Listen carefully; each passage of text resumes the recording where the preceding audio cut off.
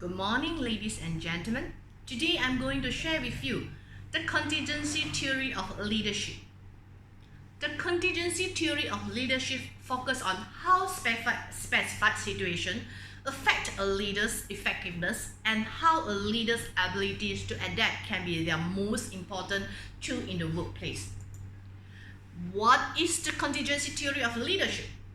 The contingency theory of leadership supports that a leader's effectiveness is contingent on whether or not their leadership style suits a particular situation.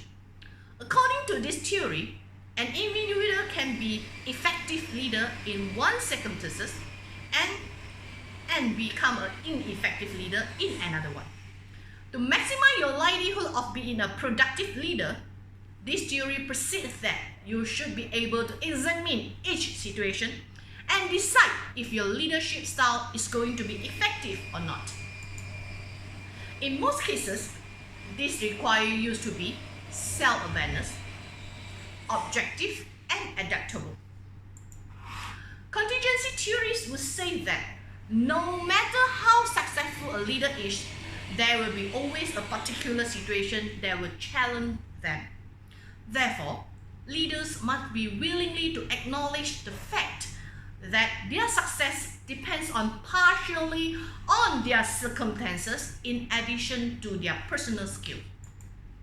To lead their team well, managers and supervisors may need to either adapt their leadership style to the current situation or delegate someone of their leadership responsibilities to a co-worker. To understand this theory, we will look at the three different models of contingency leadership. The first is we are studying feeder model. This model states there are three important factors contribute to situational favorableness. To be productive, leaders must consider this factor. However, this theory also considers leadership style to be fixed and unchangeable. Therefore, if a leader style is not good fit for a particular situation or particular circumstances, they will need to be replaced by a different leader.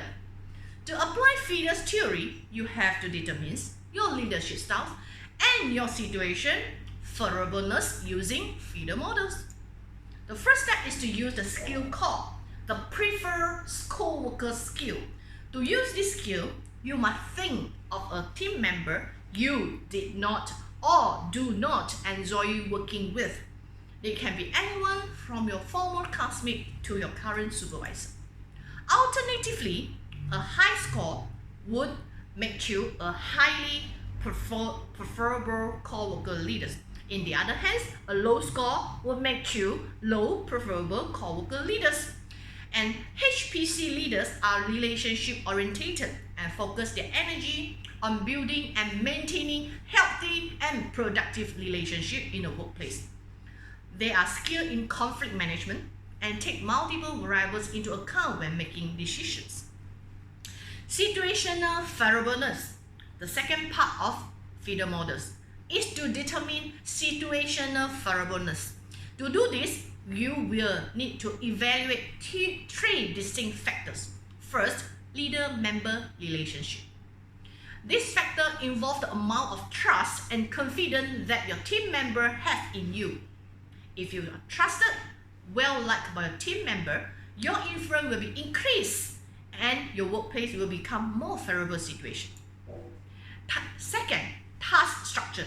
This factor relates to whether the tasks your team completes are clear and structured or vague and unstructured.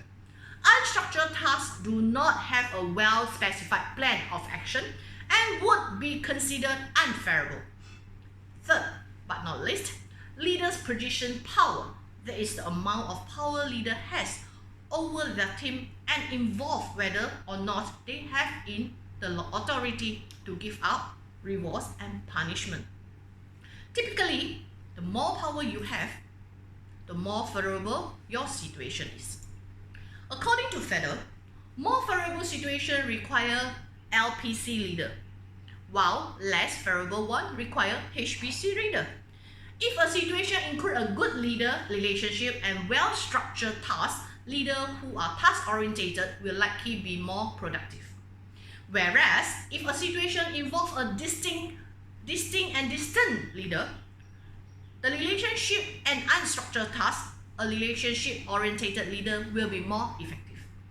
While this theory widely taught and studied, some believe this model does not allow enough flexibility because it doesn't believe that the leaders are capable of changing their leadership style. As a conclusion, and as a theory to apply in 21st century, this is very important for a leader to possess a quality of taking decision in different situations, especially in nowadays COVID pandemic situation, and acting differently and think differently, and act differently on various factors. And last but not least, the circumstances play important role in this theory. Thank you, ladies and gentlemen.